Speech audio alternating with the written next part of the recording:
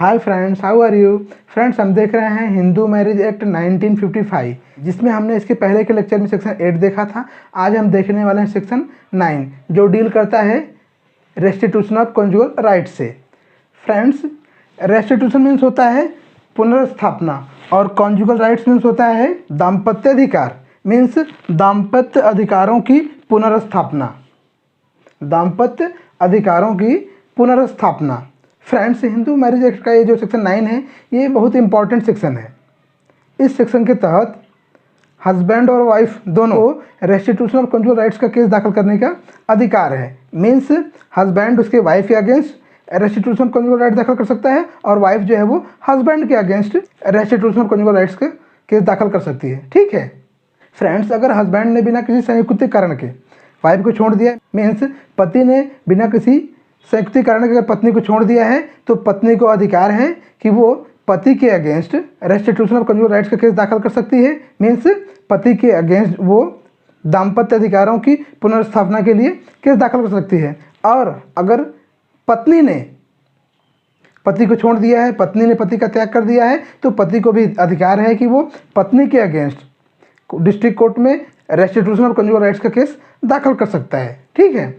So friends, हम section 9 की bare act की लैंग्वेज देखते हैं। इसमें क्या दिया गया है कि रेस्टिट्यूशन ऑफ कॉन्जुगल राइट्स, उसमें क्या दिया गया है, व्हेन आइदर द हस्बैंड और the wife has without reasonable excuse withdrawn from the society of the other, the aggrieved party may apply by petition to the district court for restitution of conjugal rights, and the court, on being satisfied of the truth of the statements made in such petition and that there is no legal ground why the application should not be granted, may decree restitution of conjugal rights accordingly. Friends, में क्या दिया गया कि when either the husband और the wife has without reasonable excuse withdrawn from the society of the others, means जब कभी पति बिना किसी संयुक्त कारण के पत्नी का त्याग कर देता है, या फिर पत्नी बिना किसी संयुक्त कारण के पति का त्याग कर देती है, तब आगे क्या दिया गया है कि एग्रीड पार्टी में अप्लाई। तो उसमें से जो एग्रीड पार्टी होगी, मीन्स अगर पति ने पत्नी का त्याग किया तो पत्नी एग्रीड पार्टी है, और अगर पत्नी ने पति का त्याग किया तो पति एग्रीड पार्टी है। तो जो भी एग्रीड पार्टी हो, पति या पत्नी जो एग्रीड पार्टी होगी, एग्रीड पार्टी डिस्ट्रिक्ट कोर्ट में, मीन्स जिला न्यायालय में रेस्टिट्यूशन ऑफ कॉन्जुगल राइट्स के लिए, मीन्स दाम्पत्य अधिकारों की पुनर्स्थापना के लिए केस दाखिल कर सकता है। और उस केस में किए गए कथन की सत्यता की जांच करने के बाद अगर कोर्ट को ऐसा लगता है कि ऐसा एक भी न्यायिक मुद्दा नहीं है जिसके कारण से रेस्टिट्यूशन ऑफ कॉन्जुगल राइट्स का जो पिटीशन है उसको ग्रांट न किया जाए, तो फिर court restitution of conjugal rights का जो डिक्री है वो पास करती है। सो फ्रेंड्स, सेक्शन 9 में क्या दिया गया है कि जब कभी पति बिना किसी रीजनेबल एक्सक्यूज के, मीन्स बिना किसी संयुक्त कारण के पत्नी का त्याग करता है, तो यहाँ पे त्यागने के लिए जो रीजनेबल एक्सक्यूज क्या है कि अगर सपोज पत्नी का कैरेक्टर अच्छा नहीं है, उसका कुछ एक्स्ट्रा मैरिटल अफेयर है, ठीक है, या फिर वो पति को प्रताड़ित करती है, अगर ऐसा कुछ रीज़न है तो ये संयुक्त कारण होगा। ऐसे किसी रीजन से अगर हस्बैंड ने वाइफ को छोड़ दिया, ऐसे किसी रीजन से पति ने पत्नी को छोड़ दिया, तो ये क्या, ये रीजनेबल एक्सक्यूज रहेगा।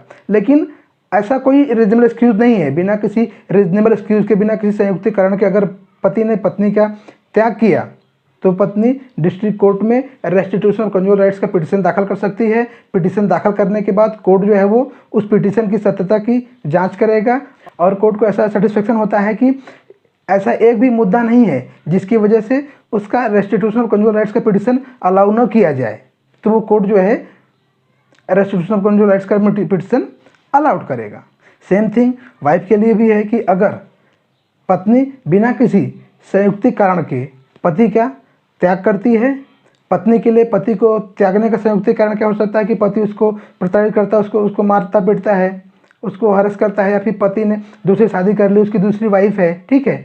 तो अगर ऐसा कुछ रीजनेबल एक्सक्यूज है, ऐसा कुछ कारण है, तो पत्नी पति का त्याग कर सकती है, उसको छोड़ के अकेले रह सकती है। लेकिन ऐसा कोई संयुक्त कारण नहीं है और फिर भी पत्नी ने पति का त्याग कर दिया है, तो पति को अधिकार है कि वो डिस्ट्रिक्ट कोर्ट में रेस्टिट्यूशन ऑफ कॉन्जुगल राइट्स का पिटीशन दाखिल करे, और पिटीशन दाखिल करने के बाद कोर्ट जो है वो उस पिटीशन में किए गए कथन की सत्यता की जांच करेगा। पिटीशन की सत्यता की जांच करने के बाद अगर कोर्ट को ऐसा सेटिस्फेक्शन होता है कि ऐसा एक भी मुद्दा नहीं है जिसकी वजह से वो पिटीशन जो है वो ग्रांट न किया जाए, तो कोर्ट जो है रेस्टिट्यूशन ऑफ कंज्यूमर राइट्स की डिक्री पास करेगी।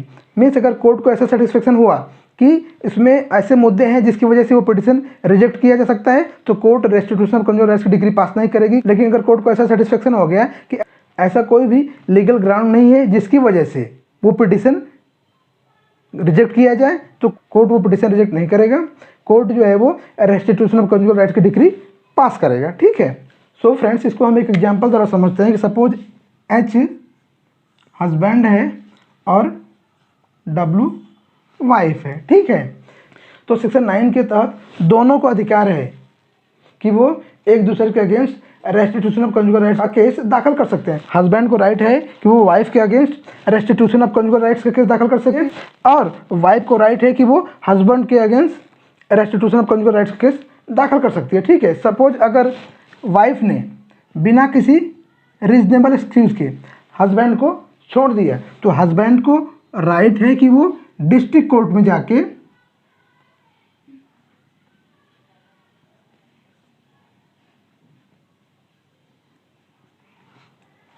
वाइफ के अगेंस्ट पिटीशन दाखिल करें, और कोर्ट जो है उस पिटीशन में जो कथन किया गया है उसकी सत्यता की जांच करने के बाद अगर कोर्ट को ऐसा सेटिस्फेक्शन होता है कि ऐसे एक भी लीगल ग्राउंड नहीं है, ऐसा एक भी न्यायिक मुद्दा नहीं है जिसकी वजह से हस्बैंड का वो पिटीशन जो है वो रिजेक्ट किया जाए। ठीक है। हस्बैंड का जो पिटीशन है रेस्टिट्यूशन कंज्यूमर राइट्स का वो रिजेक्ट किया जाए, तो कोर्ट जो है वो उस पिटीशन को रिजेक्ट नहीं करेगी और हस्बैंड के फेवर में रेस्टिट्यूशन ऑफ कंज्यूमर राइट्स की डिक्री पास करेगी। ठीक है। और सपोज हस्बैंड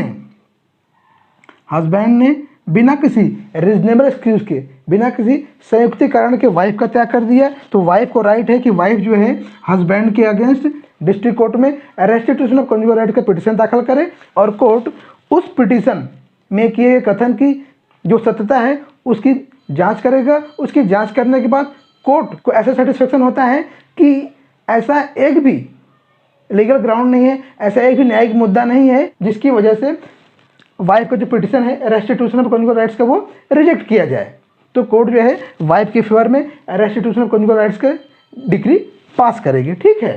फ्रेंड्स, सेक्शन 9 में एक एक्सप्लेनेशन दिया गया है। उसमें क्या दिया गया है कि where a question arises whether there has been reasonable excuse for withdrawal from society, the burden of proving reasonable excuse shall be on the person who has withdrawn from the society.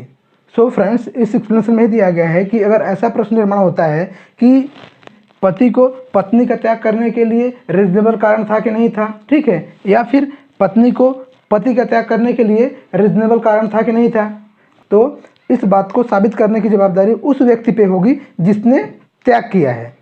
For example, suppose अगर husband ने wife का त्याग किया, तो husband को wife को त्यागने का रीजनेबल कारण था कि नहीं था, संयुक्त कारण था कि नहीं था, या फिर अगर वाइफ ने हस्बैंड का त्याग किया है तो वाइफ को हस्बैंड को त्यागने का संयुक्त कारण था कि नहीं था।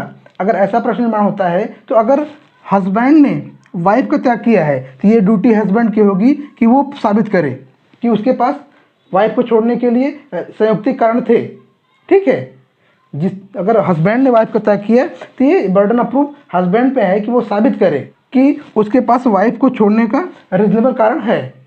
और अगर वाइफ ने हस्बैंड का त्याग कर दिया है, ठीक है, तो ये ड्यूटी वाइफ की है, बर्डन ऑफ प्रूफ वाइफ पे है कि वो साबित करे कि उसके पास हस्बैंड को त्यागने के लिए संयुक्त कारण हैं। तो जो व्यक्ति त्याग करता है, बर्डन ऑफ प्रूफ उस पर ही रहता है कि वो साबित करे कि उसके पास रीजनेबल एक्सक्यूज है दूसरे व्यक्ति का त्याग करने के लिए। अगर हस्बैंड ने वाइफ का त्याग किया तो हस्बैंड की ड्यूटी है, हस्बैंड के ऊपर बर्डन ऑफ प्रूफ है कि वो प्रूव करे कि उसने वाइफ को जो छोड़ा उसको छोड़ने का उसके पास कारण है। अगर वाइफ ने हस्बैंड को छोड़ा तो बर्डन ऑफ प्रूफ वाइफ पे है, वाइफ को प्रूव करना पड़ेगा कि उसके पास हस्बैंड को छोड़ने का संयुक्त कारण है। यही दिया गया है इस एक्सप्लेनेशन में। सो फ्रेंड्स, आज के लिए बस इतना ही। हम फिर मिलेंगे अगले लेक्चर में हिंदू मैरिज एक्ट 1955 के एक नए टॉपिक के साथ। तब तक के लिए नमस्कार।